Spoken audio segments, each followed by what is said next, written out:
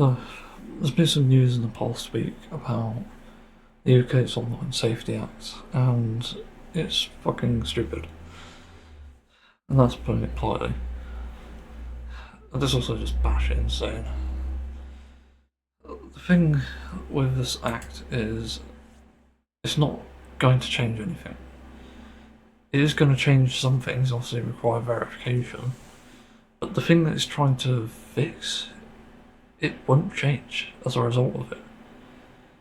And I say this having known people, and I will go into this later, who can bypass that and do quite consistently. And based on what I've read about the Online Safety Act, it looks to quote unquote protect children. And how many children are in the world exactly? I can almost guarantee without looking, it's like 10% of how many children sent to adults UK. So let's see. Helpful. Just looking for a fucking graph. Same article. What the fuck is with Google? I won't say. Somebody said I can't give a straight up answer. But, I guess it's like 10 or 20%. So yeah. But the problem with catering around children is it's not going to protect children in the end. Because if you make the internet basically offer for only adults, it's going to make it unsafer. So what will end up happening is you'll find more things are sort of troubling, but not only that, you alienate like plenty of innocent children. I say innocent because there are a lot of really bad children out there. Just saying. But you alienate them, and those who need the support, need the community, won't be able to get it because of the verification. And it just sucks. And when companies will start to roll out this sort of thing, it's when the internet basically starts dying. It's no surprise. We also have other problems on the internet like bloody artificial intelligence and there's tons of shit happening. Fucking so stupid. But I got some insight into this as someone who has used it for over 22 years now, I think. I've been using it since I was like 8. So actually probably about 20 years in that case.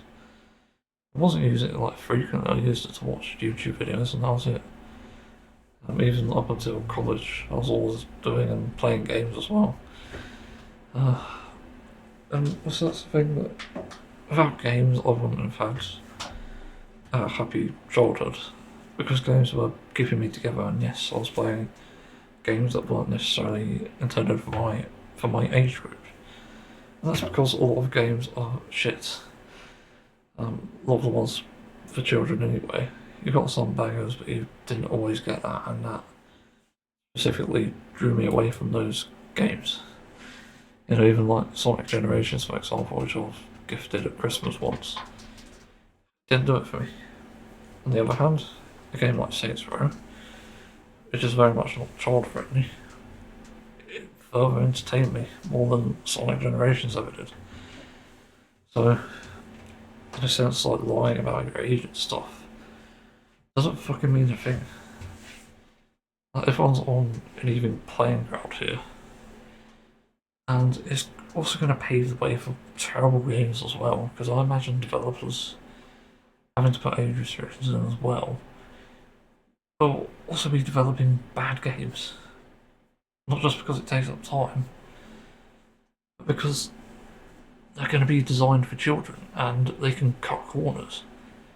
And that sets a bad stage for gaming in general, just anything media, specifically shared online. It's going to obscure everything and change everything for the worse. So that becomes the problem itself. And I think the other things that were sort of aimed to be protected or something was like like preventing children from seeing explicit sites and being exposed to like harassment and bullying. But I've been on the internet for years and the bullying's been worse recently.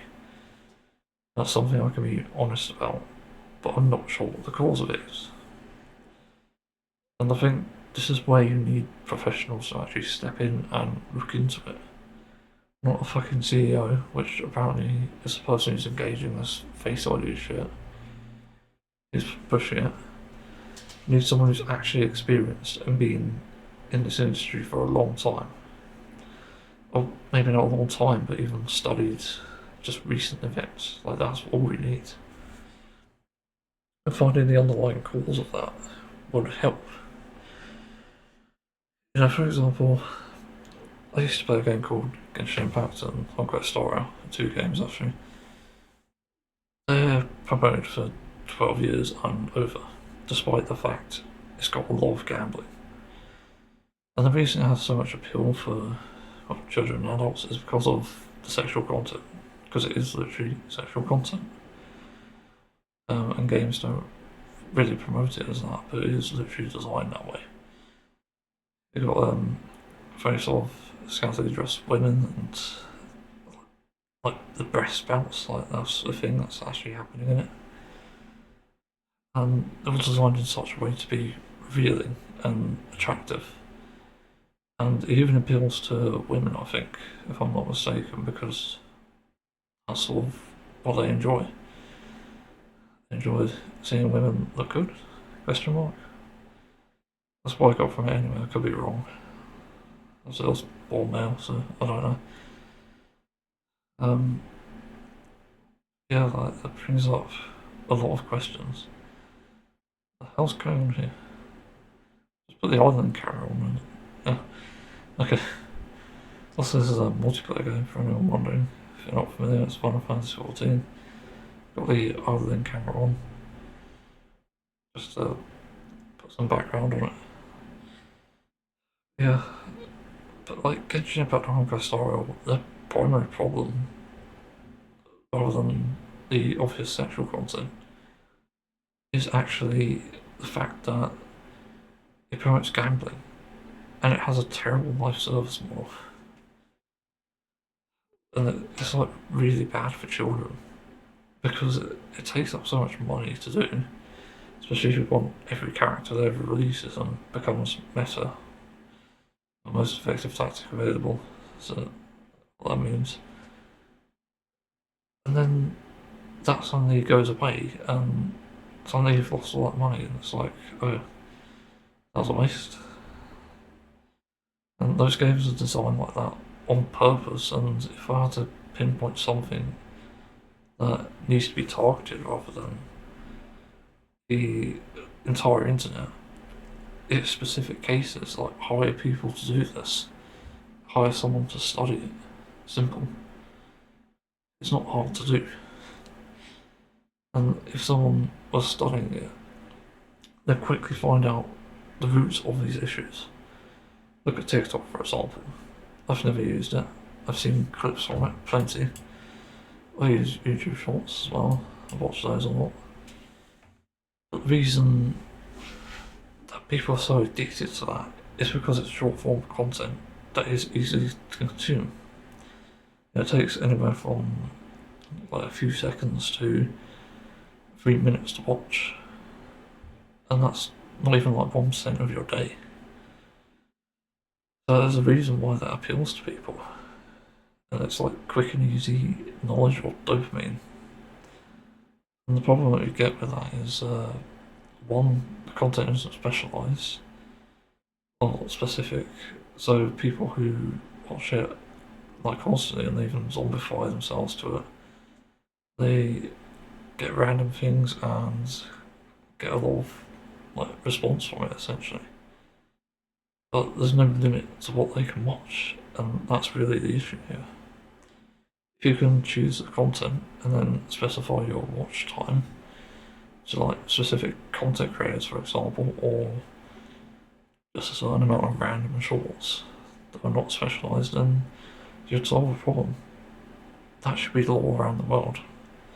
it might damage content creators, but at the end of the day, if something like in the small scope of things, like a content creator is making money off this, and hundreds of thousands of people are just getting consumed by that one thing they've made, or multiple for some cases, then something needs to be done about that.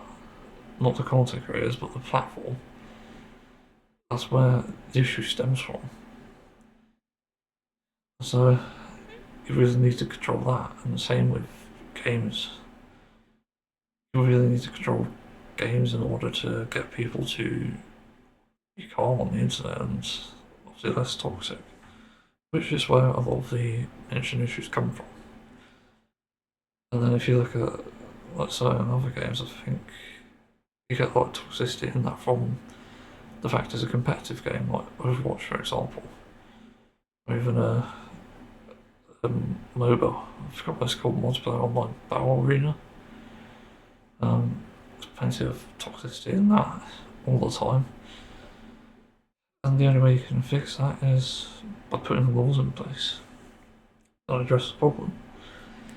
You know, if we find out children are being toxic online just because they can, you need to be dealing with them specifically, not the people who are in like the majority, 99% of us probably, who aren't doing it. And like, yeah, every time in the news you see like a game's done something controversial or does bad or something, and people related to that get, yeah, that's me.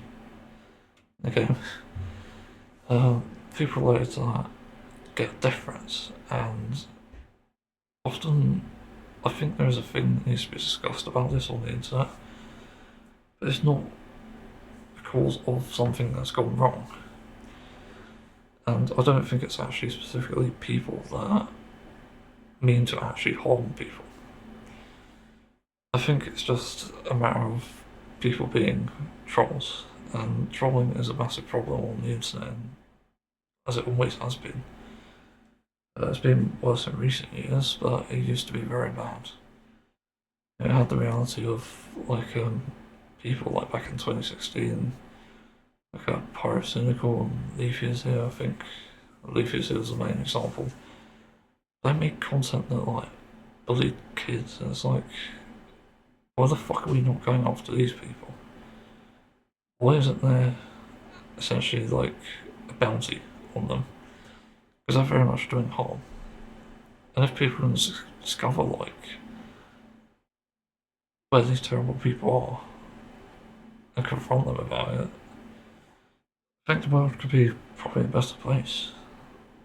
Again, it's like when people get away with things because they use the mask of the internet, they're allowed to do dangerous acts. That's why a lot of them sort of get away with it. So we're left in this situation now where, with my experience of the internet, I think a lot of the problems come from a clash of like ages and backgrounds and stuff. There's like so many different things that tie into it, mental health as well. I've definitely said things that are favourable, and those come from dark places. And I don't mean to harm anyone with anything I say. It's not what I truly believe in. But for some people, it's usually children anyway, and some adults actually, they're just hell bent on causing as much harm as possible. And it's no surprise that that's what's causing some of these problems, which is why the Safety Act is going in place. But again, there's like a few bad apples out of hundreds of thousands aren't. And being a decent human being on the internet isn't hard either. As I said, I've been doing it for years. I've been on the internet for years. I've basically solidified all the ethical values and stuff, moral values. Tried to reason and empathise with people, and that's done a lot of good for me. And people that generally like surround me, I guess. friends and some strangers in that sense. And that's why it's pretty important. Going into like a worse example, like worst case, there are people who do some really dark shit and make fun of that dark shit as well. So there is an abundance of unfortunately children that actually go online and essentially do illegal things. Because I happen to, without going into details about it, know about this. It was a rough situation because it's like my first exposure to it. Basically, the illegal things that they would do would be something like searching for hacked accounts and using them to buy things. And the other thing they'll do is refund the things that they bought. So they get an infinite money glitch essentially. They never have to pay for a thing. Which is terrible. As much as I don't like capitalism, there's some things I just can't support, and that's one of them. But it wasn't the end of the story in that case, because there was also something kind of worse. These people were essentially viewing and sharing content which is called not suitable for life. And it's basically gore content and people die. And this is probably some of the most, it's not the most horrific thing I've seen in animal documentaries or worse. But in terms of like seeing a human die, I'd never seen one before. Until about 2016, and when I was exposed, I was kind of traumatised. I wasn't sure what to think, and it's just hard to process that someone could go from life to lifeless essentially. It's not a pleasant thing. I've done some sort of exposure therapy on myself to desensitise myself to it, which had worked, but I wish there was a better way. But people, especially children, are actually exposed to that sort of thing. It's not because of the way that you access it. It's definitely hard to access, as they prove. As they prove in me. And I've accessed some of it because it's on the World Wide Web, as most of it is. It's like sites like LiveLeak and Documenting Reality, I don't know if they still exist. But that's how they access it, and they bypass it because of loose restrictions in that sense, and people who run these sites are not being properly prosecuted. What the hell happened there? Someone floating. Okay. But yeah, like, they only get away with it because, again, there's no restrictions that are actually safe. And one of the things you'll see on these gore websites is there's often a lot of bigotry and hate speech. And, like, yeah, no surprise. I think the people watching it are either traumatised or seriously mentally ill. And I think sometimes people are forced in that situation because they can't get any help. And the same with like children as well. There's no doubt some of them can have these mental illnesses. It's not an impossibility. Again, that's like a specific scenario I encountered over my time of being on the internet. And it's not surprising that I would encounter it, to be honest. It's a social place, and people are going to talk, are going to say and do things that don't obviously look right or sound right. Yeah, it's stressful being in this situation now, where the entire internet can essentially be turned on its head just because the government says so, but not only that. It's because they're just not policing it properly. You know, if you have people signed to investigate and figure out what people are doing on the internet, where they're obviously doing something malicious, then we'd probably be in a better world and have a better internet. Not all countries are going to conform to that, but you need to lead by example. And again, like the people who hacked accounts and made deliveries to their own address, by the way, they never got caught as far as I know. And that's always sort of bothered me to an extent. Um, and it's like kind of doubtful the police will do anything because people have this stupid idea that a lot of children are infants. And apparently even the ones that did this. But that's not how it works. And also, I forgot to mention this other thing. They can grow up to still be the exact same person. It's not an impossibility. And a lot of time, like, greed can lead to these dark places. If you're not willing to let it go, you're probably going to perpetuate it, and that's why that comes along. And I've sort of realised recently, reflecting upon my own experiences in school, we were told about sort of like pornography and suicide online. And they didn't do a good job of portraying it. Didn't explain much about it at all. And they warned us about it, but didn't say why. They just said like, oh, we found an article where this kid killed themselves because someone else did. That's not how it works. And oftentimes, as I've seen with children minority groups say, by the way, it's because people exclude them, including children of their age. I've been bullied. I know what it feels like, and I was quite fortunate to have friend groups throughout my entire school years. But it was hard to get to that point because people generally won't accept you, and it requires people to intervene. Like my actual friendship in secondary school, for example, I was just sitting alone in drama class once, and I was like, I don't want to participate because I don't like acting, I don't like being in front of people, which was an early sign of anxiety and never got diagnosed, by the way. I was like not sure what to do, and it turns out there's another kid in that class that's a bit like me, I think. And it turns out that he was into gaming. Like, perfect.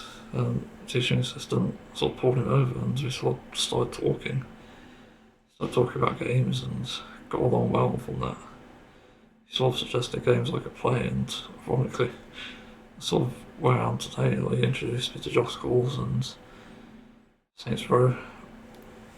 But yeah, also influences sports, and I forgot to mention that. Because some people will teach you well and some people will teach you bad. That can come from friends or family, it depends. But even I knew from early days of playing like GTA San Andreas, it wasn't good to kill a person, so I always held that moral worldview quite closely. I always understood it, and I knew that I didn't want that to happen to me. So that's obviously why I've never killed a person, even as a child. So again, like upbringing can help, and sometimes, like, I think a lot of time actually now, people just ignore their kids and cause them to do this horrific shit because they essentially don't monitor them, don't talk to them, don't get them help or anything. It's very much something that you can struggle with. Weirdly enough, there's a story that my friend said in school. I think he used to smoke at like the age of 11, I think. Um, his only reason was just for looking cool, but he stopped that, which is interesting.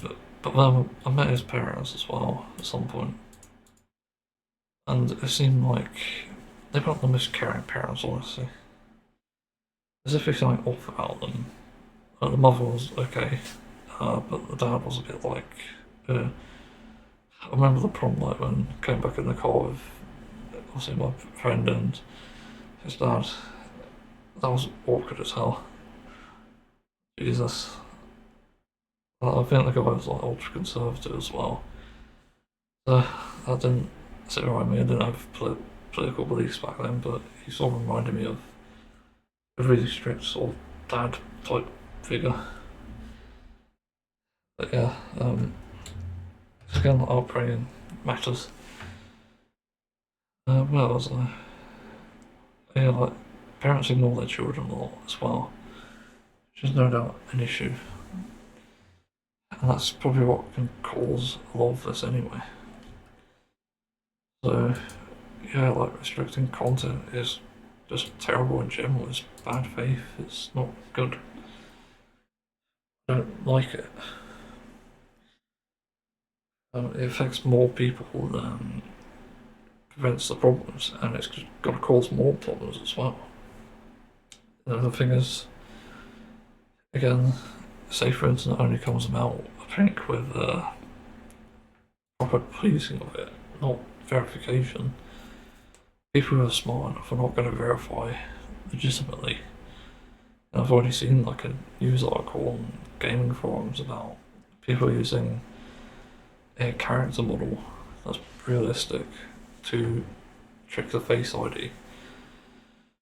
It's just not smart, and as always, like most security things that anyone in IT knows, even at the basic level, it's not a matter of if, it's a matter of when.